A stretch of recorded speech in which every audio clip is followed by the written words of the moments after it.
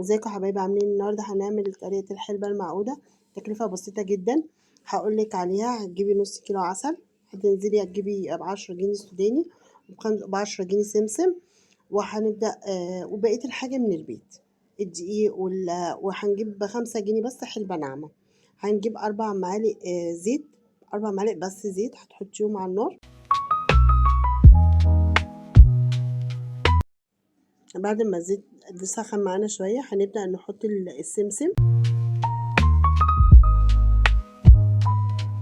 وأول ما نسمع صوت السمسم كده بيتكتك فهنبدأ نحط عليه السوداني، ونبدأ نقلبه شوية لحد ما لونه يحمر السمسم والسوداني معانا.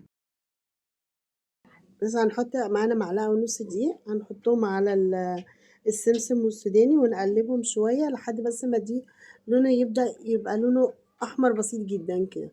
بعد كده هننزل عليهم بالعسل،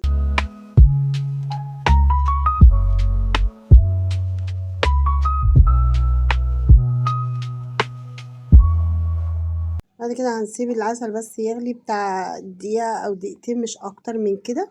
وبعد كده هننزل عليهم بنص، أنا هنا حاطة نص معلقة حلبة ونص معلقة مغات، بس لو مفيش يبقى هي نص معلقة حلبة وخلاص. هنبدأ بس يعني بالظبط كده أقل من دقيقة ونطفي، منسيبش الحلبة تغلي كتير عشان ما تمررش معانا.